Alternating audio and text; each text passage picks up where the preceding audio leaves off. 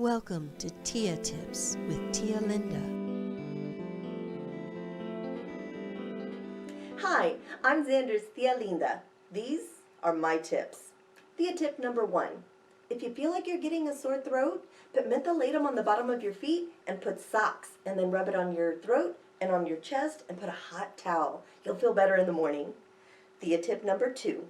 When looking for love, look for girls with lots of goals and 0 kids, not the other way around. Oh, and while we're on the subject, don't date strippers. I don't want to see any clear heels on the carpet at Hanukkah or under the dinner table.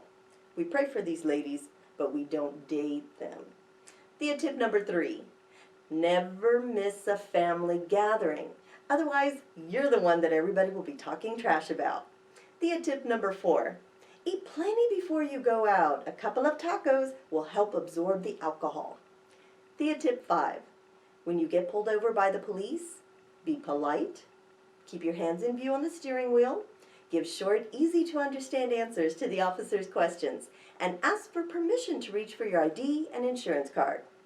And if you're going to record the encounter, live stream, just in case something accidentally happens to your phone. 2 final tips. School's the most important thing, and Mr. Miyagi was right about darn near everything. Happy birthday, Xander. Love you, mijo.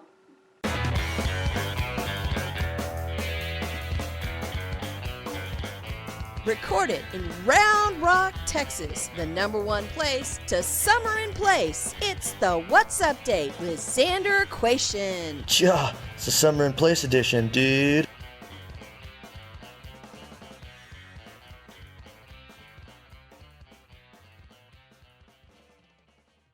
Welcome to the What's Update. I'm Xander Quation. That was weird. Okay, let's get started. A trailer for the long-awaited 3rd installment of the Bill and Ted's Excellent Adventure opus debuted to great fanfare and hopeful apprehension. Gen X audiences are thrilled to have back the adorable slackers from their youth.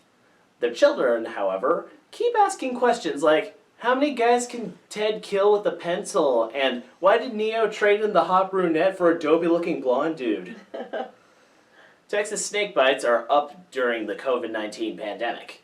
According to the Texas Poison Center Network, the snakes are just trying to escape the heat, and humans are only coming into contact with them because the shutdown has people at home and outside more. They recommend that if you are out and see a snake, leave it alone and either go around or turn around. Or, as Craig would say, don't start none, won't be none, mammal! A COVID-19 survivor received a $1.1 million hospital bill after spending 62 days in a Seattle facility.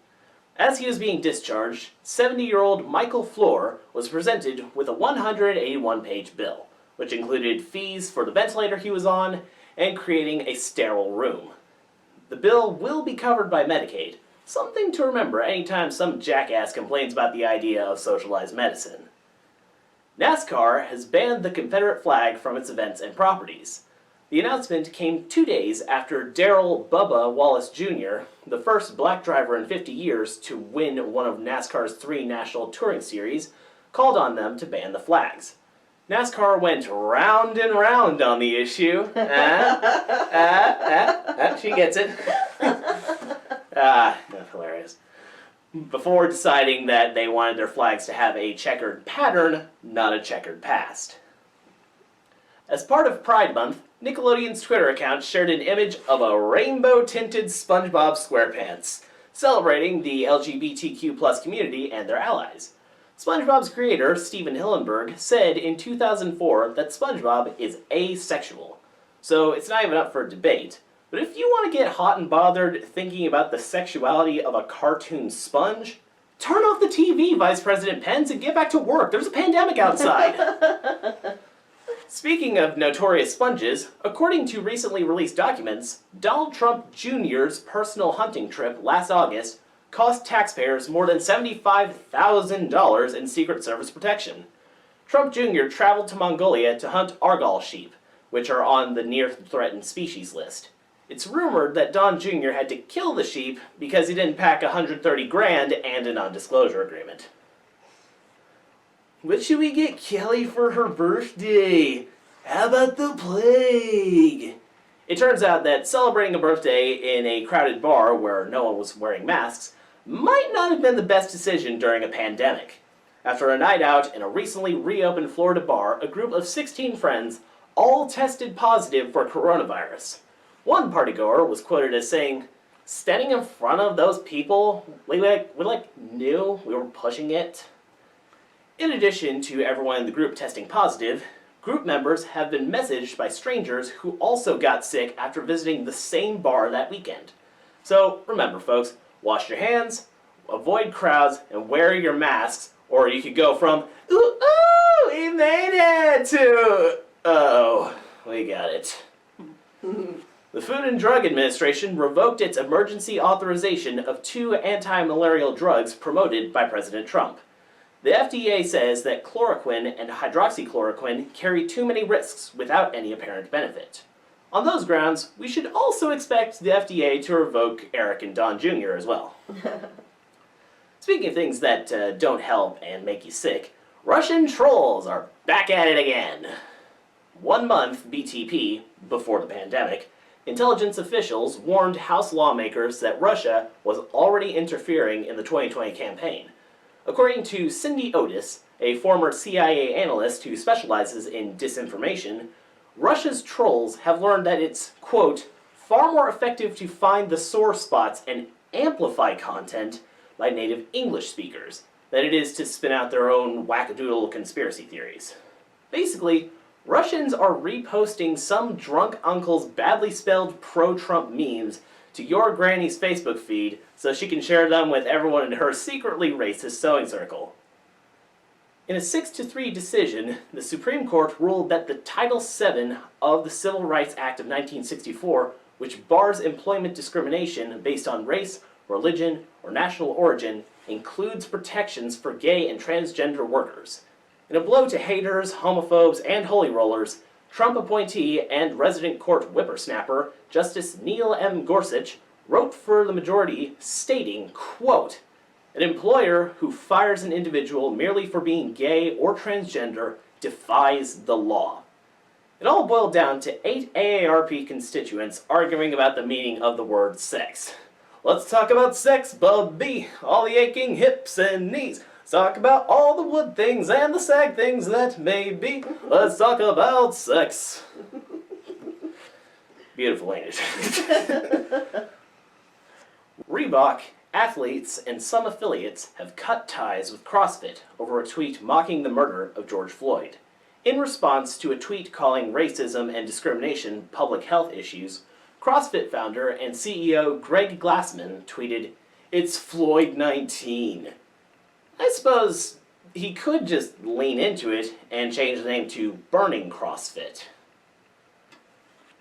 As many as 25,000 retail stores in the United States are expected to permanently close this year.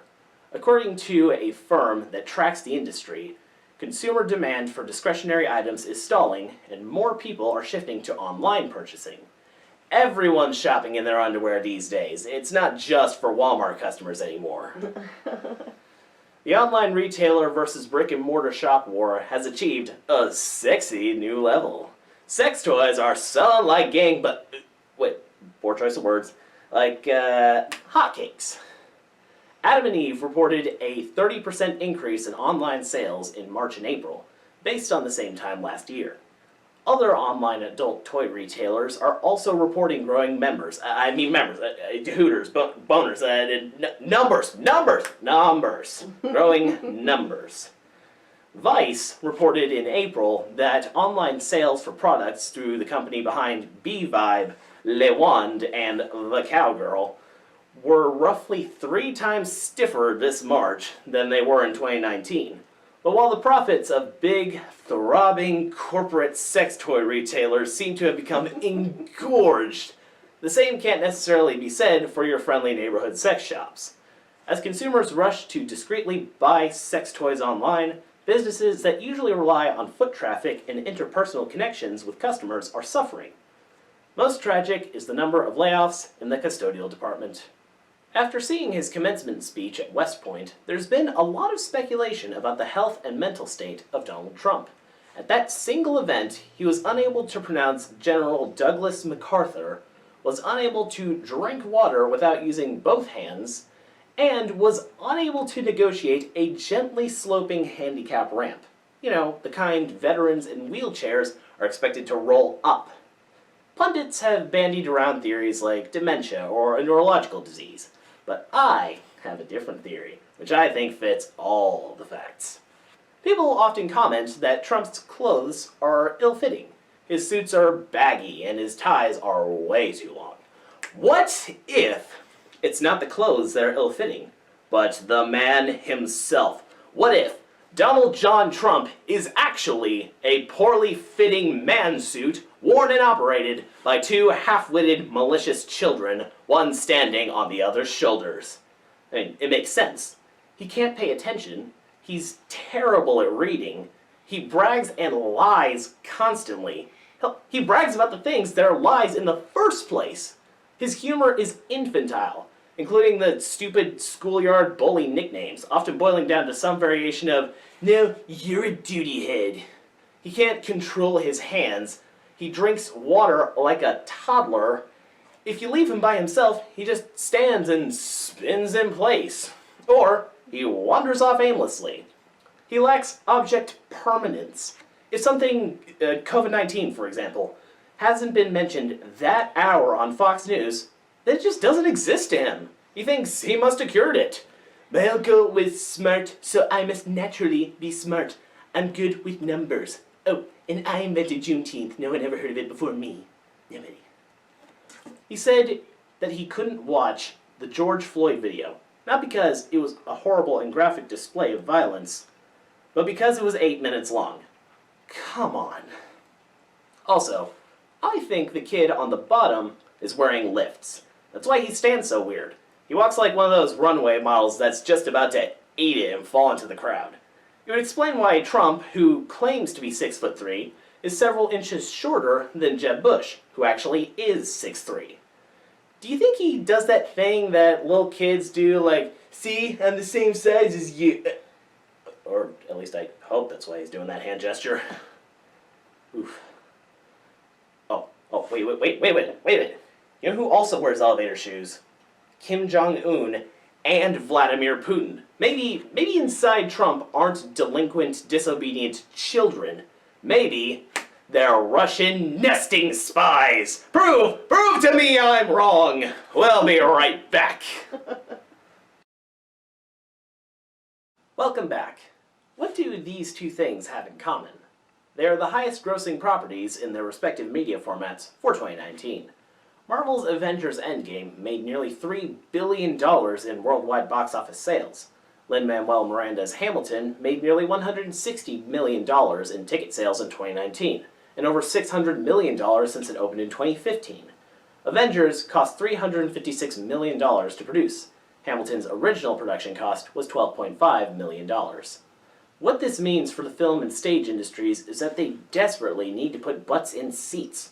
For a film to break even in the current global market, not only does it have to make at least double its production cost back, it needs to be sanctioned to play in Asian markets, especially China.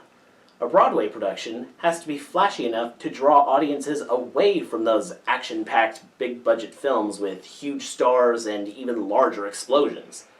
The average cost of a ticket to a Broadway show is over $100. The price goes even higher for hit shows and musicals.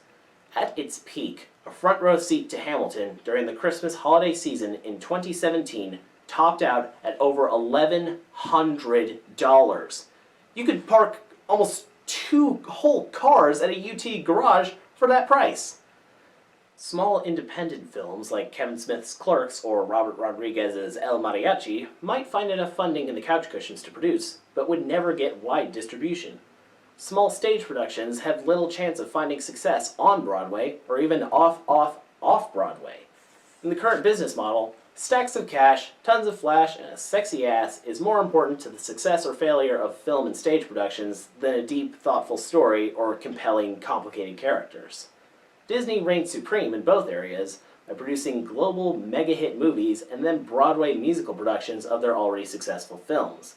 Avengers the Musical is not an impossibility at this rate.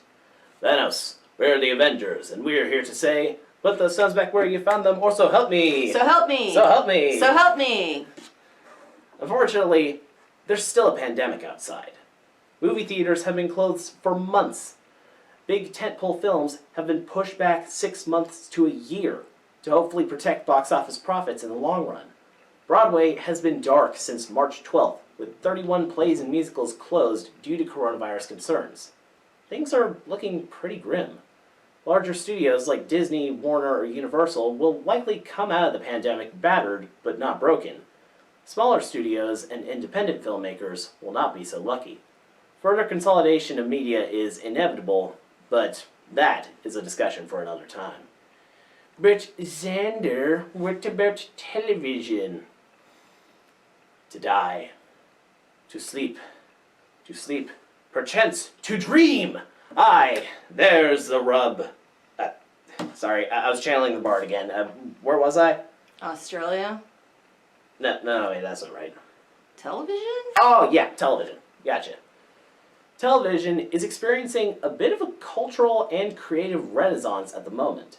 Because people are stuck inside with only a viewing screen and a streaming subscription, TV is producing some of the best content ever. Not just the best television content, all content. Smaller personal films, experimental scripted series, groundbreaking and world-changing documentaries from creators of every size, shape, color, and orientation have been made possible by the wide variety of streaming services and cable channels available to media-hungry consumers. Platforms like YouTube give independent creators, which is code for broke, like your good friends here at the What's Update, the opportunity to share their stories with the world. We now join Daniel Aaron Bryant and Michaela Watson with more on this subject. Aaron, can you hear me? It's me, Zan, in my studio. Aaron? Aaron, where's Michaela? What? No way!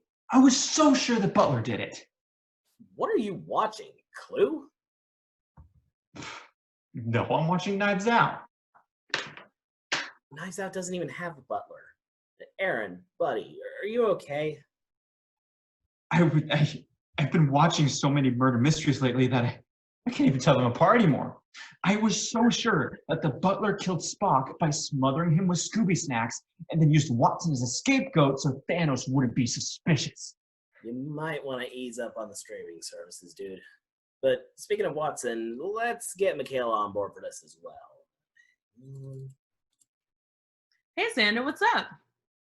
We're just talking about the state of modern entertainment. You know, TV, film, stage productions, that kind of thing. Oh, you mean those 2+ hours of your life used to watch a cliche plot with bland and predictable characters and loads of explosions? Yeah, they're lovely. It does feel like it's more about taking the audience off their coin than taking the audience on a journey. Yeah, and while we're at it, nobody asked to see a Lion King Earth Day collaboration abomination. And Cats? Oh, no one can erase that memory. Ugh. Oh, don't even get me started on that feline nightmare fuel. In terms of Disney, though, it's fine to have some reimaginings, but some movies work better than others. Considering it cost $170 million to make the live-action Dumbo movie, but it only made $353 million worldwide, the world was clearly not clamoring for that remake. At least they had good sense to leave out the crows. And in my honest opinion, Disney ruined Star Wars. They never should have had the rights to my childhood. And as far as I'm concerned, they took it and just chucked it in the sand. And a true Star Wars fan knows how George Lucas feels about sand. The passion is strong in this one. Oh, believe me when I say that I am a movie junkie. When I have the money, one of my favorite things to do is just to go to the movies, sit in with the audience, and watch the story unfold. The world seems to melt away, and all of your problems disappear for a couple of hours. Of course, there is that one downside. You mean when the movie's trash? Oh, yeah. Now, when you suddenly remember all of your responsibilities and that you just went to the cinema alone for the billionth time. But then you aren't bothered at all by that because why should an experience require another person? And then you realize that the fact that you're not worried about that might be actually something to worry about. But hey, you're not really alone. Who's a better person to go out with than yourself? As much fun as it would be to get lost in our personal traumas, let's talk about theater for a minute. I feel that Broadway is following in film's footsteps by cranking the pizzazz up to 11 and leaning on yet another revival, reimagining, or sequel. Jazz hands won't save you forever. Unless there's a relatable character with personality flashing those poems, I'm not buying it.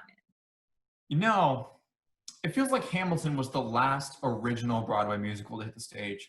And yes, I know there were others like Something's Rotten and Dear Evan Hansen, but mainly it's just a bunch of reboots and sequels. Unfortunately, trying to turn stage productions into huge spectacles isn't just a problem on Broadway. Oh, exactly. High schools are starting to follow this trend of let's get a big name show and bedazzle the hell out of it. It's all done in a vain attempt to compete with sports for eyeballs and dollars. I mean, money is already in short supply for arts programs in the first place, and then theater departments are going into debt or leaning hard on donations from parents to put on shows with outrageous production budgets. I heard our school spends somewhere between $20,000 and $40,000 to put on Cats. Oh, just the mention of that show makes me shiver. So many cats yet, so little plot. I think it has to do with us living in the South where football reigns supreme. I mean, I guess people would rather watch beefy boys give each other concussions and break bones by literally slamming into each other full force than watch a bunch of dancing boys slam into each other during a very energetic hoedown. Yeah, when you say it out loud, it's not like there aren't still injuries in theater. I pulled muscles I didn't even know I had during dances rehearsals for Grease. Y'all did Cats and Grease? Oh, it's a wonder you both aren't completely insane. Or are you? Have either of you been butlers? Focus, Aaron. Focus. I'm sorry. What was I? I remember when I played Jesus in Godspell, and my mom found an old fire hydrant and modified it into a fountain to spew water for the baptism scene. I ran on the stage in nothing but my underwear and slipped on the residue water, doing a full-on baseball slide past John the Baptist and almost off the stage. He yelled after me, "Jesus, are you okay?" And near the end, during the crucifixion scene, I was bound to scaffolding, and one night it almost fell forward and crushed me. Fun times. Jeez. Well, I usually bounce back from these things rather quickly, but most of the time, it was the almost deaths that really stuck with me. At one point, when we were doing a production of The Tempest, I was playing Caliban, and we had a little cave hidey hole thingy underneath one of the platforms that I would pop out of.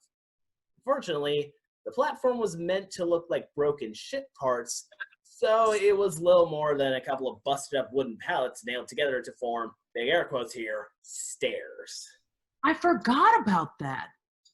It was bad. I mean, pretty much everyone was worried about tripping over or falling on the stairs. Meanwhile, I am underneath there holding my breath and praying to GB Almighty that one of the sailors doesn't crack through the platform and send jagged bits of wood and nails straight through me. Wow, you certainly had some dances with death. For me, it was during hand jive in Greece. The stage that we stood on to announce the dance contest was made last minute, so the steps were uneven with the stage. And every time I walked on, I would trip and fall. Miles and Andrew had to catch me more than a few times. Yeah, those are scars we will never fully recover from, I'm afraid. But back to the entertainment industry, while film is taking the plunge and theater is on the edge, TV is really picking up the slack these days. I mean, television is able to do stories for every demographic. There's a streaming service or a content provider for pretty much every taste. Isn't that interesting? Among the three, I wouldn't expect theater to be on top, but TV over movies? Unheard of. Yeah, it's a real shame that I'm not a really big fan of TV. And that's what I mean when I call myself a movie junkie. I go for the experience of being at the cinema. Ask me to watch Parasite at home and I hesitate. There's just something so unappealing about watching movies in the comfort of your own home. I just get way too antsy because I could just be doing way many more other things, like watching YouTube or playing video games or reading or watching the news. Yeah, I guess that's fair, but I like watching movies at home. I mean, we have a great sound system, a 4K HD TV, really nice, comfortable chairs, and fluffy blankets. And on top of that, you can pause to go to the bathroom or discuss what just happened on screen or go grab snacks and not miss a thing. Boys, weren't we talking about television? TV Oh, is surging in popularity among everyone who isn't Aaron because there's still a pandemic keeping us at home. no. While I agree that that's certainly a factor, I also think that they just have much more freedom to weave a meaningful story, given how they can tell a story over many seasons. And film has a time limit, and even a film saga can drag on for too long. And look at Star Wars. Well, I guess you could call me impatient because movies are usually concise with the plot if it's a good movie, and they're not interrupted by car commercials every 15 minutes.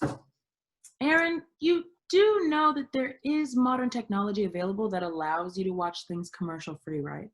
The wealth of human entertainment is available with a subscription and a remote control. Okay, I'll agree that film has a certain experience that TV can't really provide, but you can't ignore the content being awful to below average more often than not. Most of the time, it's all about the looks and nothing else, really. It's like a polished suit of armor on display. It's all shiny and visually pleasing, but it's hollow with no actual character to it. Wow, Xander, that was a really good metaphor. Really well said. And yeah, I'll admit that I've been blind many times to terrible movies, only to come back later and realize, wow, that was actually awful. And once the rose-tinted glasses are removed, I feel like I paid money for a banana taped to a wall thinking it was art. Even this hardcore fan is starting to see the chinks in the armor. And sometimes the film can be so visually and audibly intense that I get sensory overload and practically pass out in the theater.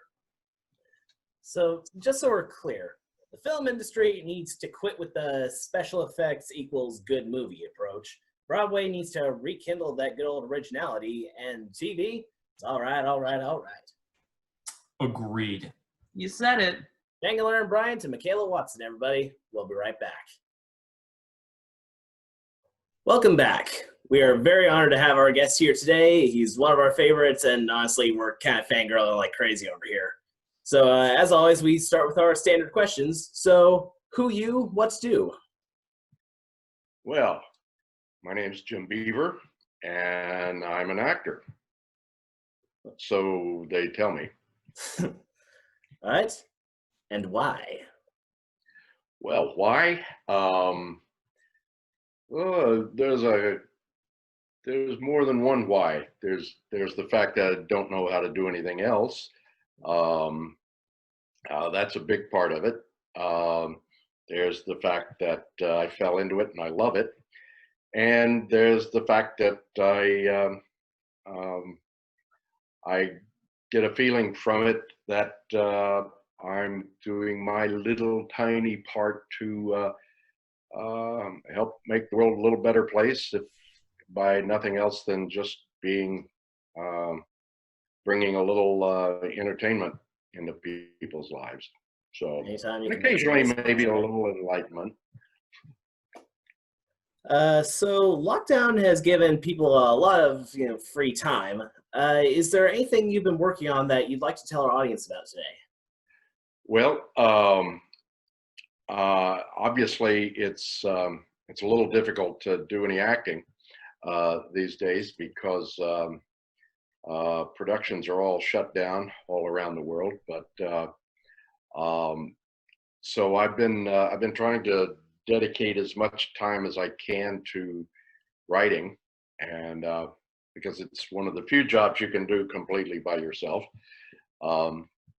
I've actually got 3 books I'm working on at the same time, and I've been trying to put a fair amount of effort into at least 2 of those. So I'm writing a book that I've been working on for many years, a biography of the first television Superman, George Reeves.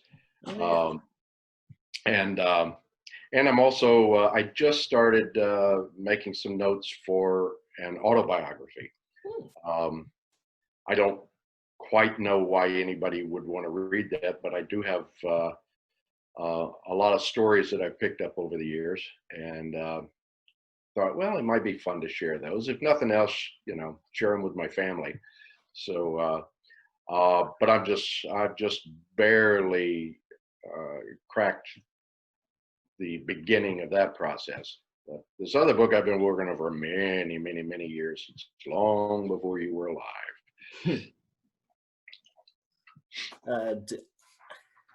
So you said that you've been working on the 50s TV Superman George Reeves biography. When it comes to writing as a whole, does biographical have your interest? And if so, why? I'm sorry, you cut out there a little bit. I can just blame them for this. Yeah, it's just a little bit of bad reception. Try it again. When it comes to writing as a whole, would you say that biographical literature takes a lot of your interest? And if so, why? Yeah, in some ways it does. I've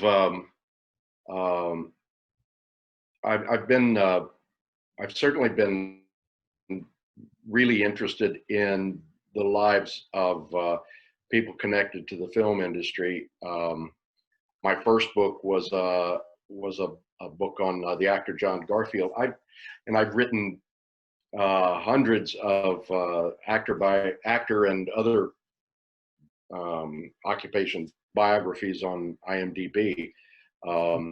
It's that stuff is more kind of hobby stuff, but I'm not sure I can explain why I enjoy it so much. It just always intrigues me to find out the stories behind the familiar faces in this business, and so I've written a fair amount.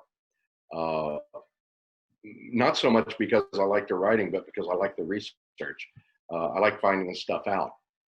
And then once I've found it out, well, I might as well share it with other people who might be interested. So it's I don't have a real good explanation for that, but I do really enjoy it, and I dabble in it whenever whenever I've got enough free time from work, which right now I've got a lot of. It's very noble as a whole. What brought I your don't know about attention? that. What brought your attention specifically to George Reeves? Well, I'm a baby boomer, if you haven't guessed, and it is hard to underestimate the effect that he and his show had on kids of my generation. It was certainly the special effects weren't up to it, but it was Luke Skywalker had nothing on George Reeves as Superman in terms of popularity, and it was just something that stuck with me as a kid. And of course, his death was considered somewhat mysterious. It's still considered mysterious to some people, not so much to me. But and so there was always a kind of wow, how did that happen, and why? And that drew my interest. And then as I got interested as an adult in answering that question, I just found a really interesting story to tell. And like I said, it's to me, it's very compelling to know how people who we know and recognize from popular culture, how they got from being a nobody little kid to this position of fame or acclaim. And I just I never intended to spend my entire life on this particular topic, but I also never expected to have a career of my own acting, and that's gotten in the way a lot. But fortunately or unfortunately, I've got a lot of spare time now, and I'm really piling on the work as much as I can.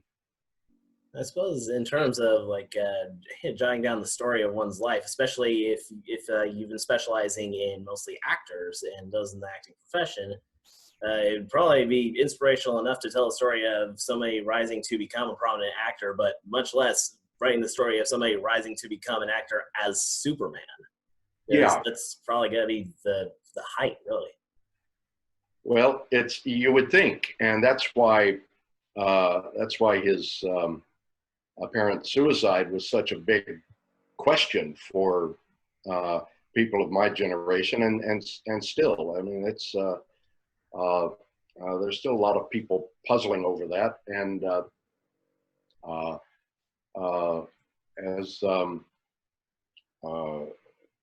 you know, as a kid, you wondered, well, you know, there's a tendency to oversimplify things.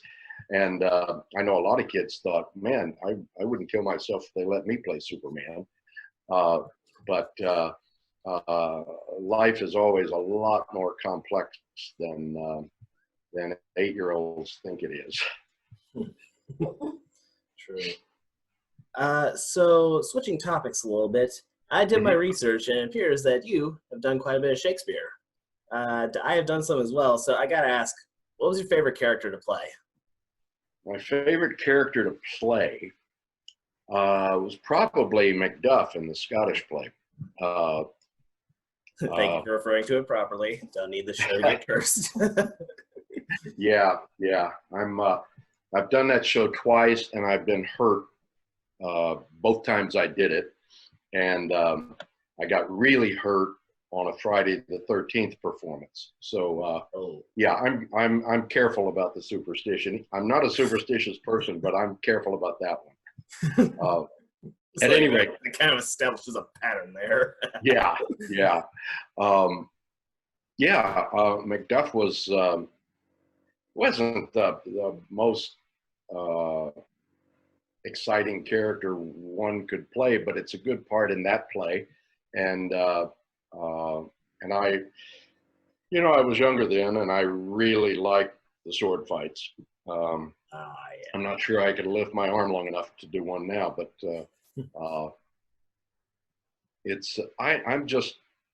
I'm in love with the language. I haven't done, now that I think about it, I haven't done one in a full production in about 40 years. But I did a lot before that. The opportunities to do Shakespeare out here in LA,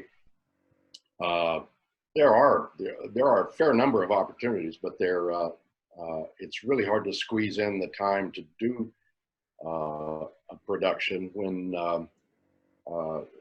those productions rarely pay enough to help you make the rent. And I would love to do some more. I did 4 or 5 in college, and then I did 5 seasons with the Dallas Shakespeare Festival, and got quite a number under my belt there. And then I had that tour of the Scottish play, and that's been it for a long time. So I got so hungry for it. Recently, I took a class not long ago, just to get back into the language and feel the language again, and perform some scenes. And then a week or so ago, I just got tired of waiting for an opportunity to do some, and I posted 2 or 3 monologues on YouTube, just so I could feel like I was touching base with the Bard. So We'll definitely see I love it. I really do. I'm sorry, say that again? We're going to see if we can put some links in the description for that, because I think I and others would definitely want to see that. Well, it's for better or worse. It's on Facebook, on YouTube.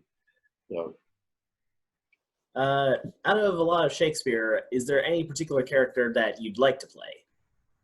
oh yeah, I've aged out of a lot of the parts. Some of the best ones are in the elder characters. Yeah, it's you know, I'm at a good age for playing Lear. I'm old enough to understand it a little bit, and I'm young enough to still carry it off. I'd love to do Richard III. I'm too old for that too, but it's maybe not. It wouldn't be quite as big a deal to play him at my age as it would, to try and play Hamlet at this age. And as I started looking around for more senior parts, I'd really like to do Claudius in Hamlet, just because it's besides the fact that it's a good part, it would be an opportunity to be in that play, which I think it's the greatest play ever written. So it's kind of the big one of the Shakespeare mythos. I'm sorry? It's kind of the big one of the Shakespeare mythos. Yeah. I don't know that I've got the energy for the 5-hour uncut version, but anybody wants to offer me this stuff, I will take it under very serious consideration. Actually, the last one I was in, and probably the role I enjoyed most, was I was previously in The Tempest, and I played the character of Caliban, the monster. And oh, yeah. I had a lot of fun with that one, and to this day, my parents still sometimes refer to me as Monster because of all the times that I've called that in the play. But personally, I think you might make a good Prospero. Yeah, that could be fun. I mean, yeah. Caliban's a hoot. It's in madness. That was Stefano and Tranquillo. Like that was, like the main fun of that one was definitely just bouncing off of my cat's face there. Yeah. I bet that was great. I did The Tempest at the Dallas Shakespeare Festival, and I didn't. I was one of the mariners. Didn't have much to do, but in fact, I think they let us go home after the first scene. That's how much I had to do in that show. But Prospero would be great. I learned a trick from William Rourke, who played Prospero in our production. We were doing it at in an amphitheater in Dallas, and we had huge crowds coming to see the show. It was outdoors, and Bill had a trick which worked really well for Prospero, who's sort of a magician. He glued sequins to the top of his eyelids, so that every time he blinked, his eyes would flash. Now, it wouldn't work very well. It wouldn't work very well on camera with close-ups, but with an audience of 4,000 people sitting out there in some distance, to see Prospero's eyes just kind of flash like that was really, really cool. So if I ever get a chance to do Prospero, I'm going to try that. Awesome. And also, like you said, you played the Mariner. Like with Tempest, that's also when I learned that no part is too small, because I had to we had a A and B cast. Like an A cast as Caliban, and then B cast I played both the Mariner in the front end, and I played Sycorax the Witch in one of the later parts. And it was a minor part. I didn't even speak, but there was just some sort of power with having to dress up as a witch and not let an evil pregnant witch on stage and still wield a whole bunch of power. Like, yeah. like, there's no part too small if you make of it. There's nothing like being in a good production of Shakespeare. I'll tell you. I hunger for it. Yeah. Let's see. So moving on. So you've been in the business for, well, more than a minute. What do you feel has changed for the better and for the worst overall since you've become a professional performer?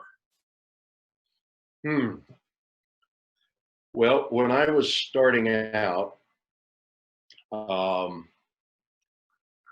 both film and theater were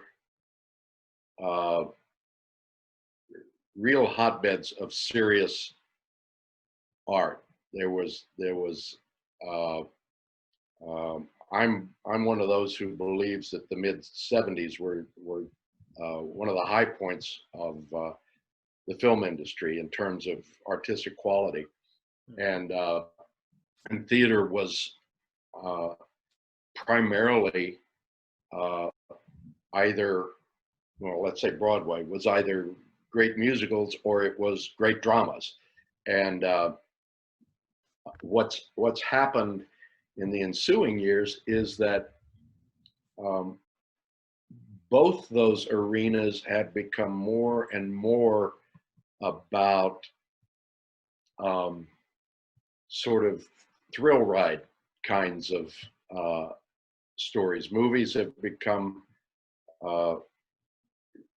so overwhelmed by superheroes and flashy special effects pictures, and there's been a big attempt to bring some of that to Broadway, to the point where the budgets of 25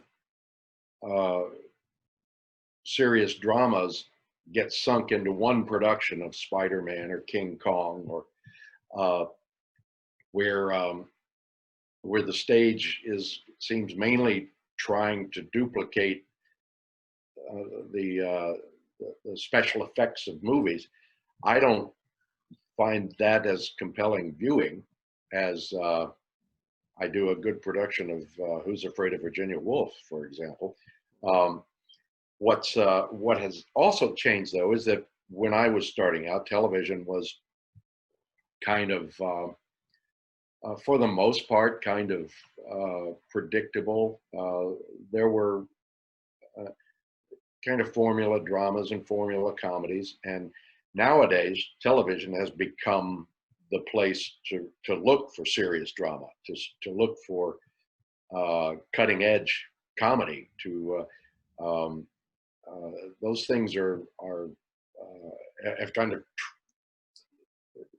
transmuted themselves from one venue to the other, and so they're still wonderful places to do powerful dramatic stories, but they're mainly on television now, because people who make movies are mostly interested in making money from big screen effects, and Broadway has become much more about high profile musicals than it used to be. There are still great dramas on Broadway, but I think the percentages dropped pretty precipitously. So I don't know if it makes me old school or what, but I much prefer comedy or drama that makes me think, that has a compelling view of the world,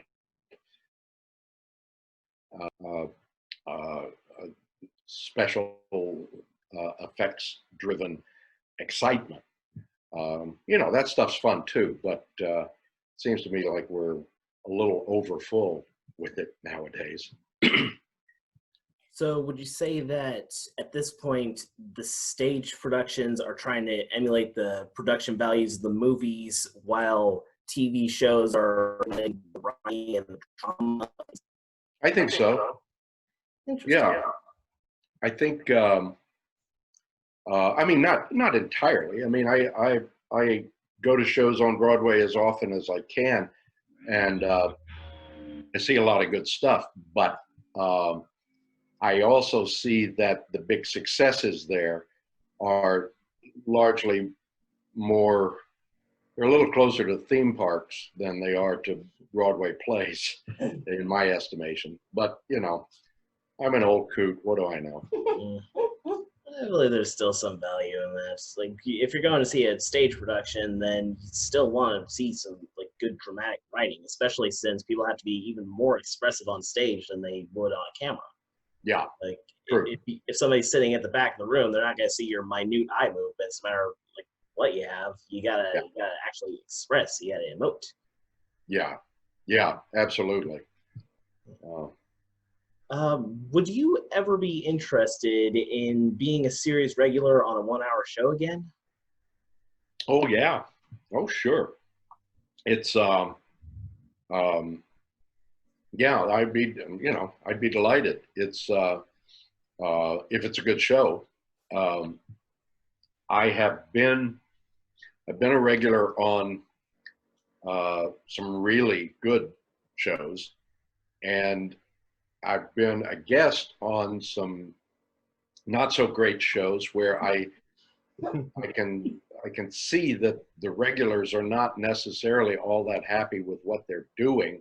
They're happy to have a job and happy to have a regular paycheck, but I think it would be, there are certain kinds of shows, the kinds that are driven primarily by formula, uh, that don't have uh, a really strong message that they want to convey to the world. They're just kind of, here's this week's adventure of these guys doing this thing. And next week will be exactly like that, except it'll be different names and different faces. I would think that that would get pretty boring after a while. And some people I've talked to have indicated that, yeah, it does get pretty boring after a while. And I suspect that a lot of actors do that stuff mainly for the steady paycheck, because very few of us get to pick what we do. The fact that I've done some of the really the best drama shows ever produced wasn't because I said, well, this, I want to do this one and not that one. It's been because they decided they wanted me, and I didn't have much choice in whether they wanted me. It's not like I get a list of 10 shows and I pick one. So I've been really fortunate, both because the material's been so good, but also because it was work that I wanted to do. And I was on Deadwood for 3 years. I would have been very happy to do Deadwood for the rest of my life. If you put me on, CSI Des Moines, I would probably go out of my mind after a couple of years. So, not that it would necessarily be a bad show, but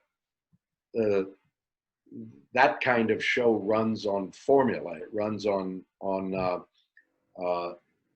this setup happens and this response happens, and people watch it almost more for the familiarity than they do for the story, and because the stories tend to run together, and that's it still beats putting fenders on Chevys, but it's not horrible work at all, but there are levels of acting jobs, and I've been lucky to do some that I felt were at the top level. So just in terms of the quality of the material I was asked to do. All right. Like, enough of the heavy-handed stuff. Just moving on to a nice, silly question now. Mhm. And this is like one of the. It's a little bit fangirly, but FMK Sam Dean Cass. Oh, jeez. I told you that was a crass one. No, yeah. You know, you're talking the about cackling preacher's fiend kid. over here as director. Yeah, that. Let me see. How would my preacher father answer that? Oh God. Yeah. Well, I'm gonna have to take the easy way out and say that I would be equally inclined or disinclined for all three choices for all three people. Emphasis on the disinclined. They all three make great buddies. That's as far as I want to take it. Okay. Now, with that horrible question out of the way, another horrible question from the cackling fiend over here. Getting into reality, FMK, Jared, Jensen, and Misha. Didn't we just do that? Oh, We did the character. Are their characters the same as their? Oh, okay. Well, Like difference between character and actor. I'm gonna have to even more seriously answer the same way. Yeah, I would be equally disinclined for any of those options for any of them. Show's director, everybody. Yeah, often heard, rarely seen. All right, well, with that part of the train wreck out of the way, yeah, I really think this is but you know, if you want to call Jason and Jared a couple of agents for us for an interview in their own town, nonetheless, then feel free. Okay. Okay. Well, this has been Jim Beaver, everybody. For me, thank you so much for coming on to the show, and from the cackling fiend over here, thank you. Sweet. Thanks. Well, it's been my pleasure, you guys. You guys take care, Thank you for okay? coming on, and we'll be right back. Hey everybody, I'm Xander's mom. We would like to thank our very special guest, Jim Beaver, for joining us. Thank you to Tia Linda, Michaela, Sine, and Michaela for joining in the summer solstice shenanigans. Thank you, Xander, for being the best kid a mother could ever hope to have. Happy birthday, monkey butt. And as always, it is what it is. Happy birthday, Xander. Happy birthday, Xander. Happy birthday, Xander. Oh my goodness, Xander's dead. He's gone. He's no more. Forever. And they kept telling him happy birthday too while they were killing him. What is this, happy death day? Or is he just gonna keep reliving the same scenario over and over again, expecting a different outcome just to stay alive? But for me, he's dead. My goodness. He shuffled off this mortal coil. Xander's dead. Wait a second. He's dead. Xander is dead. Well, you know what that means. Welcome to the What's Update. I'm Daniel Aaron Bryan. Let's get started.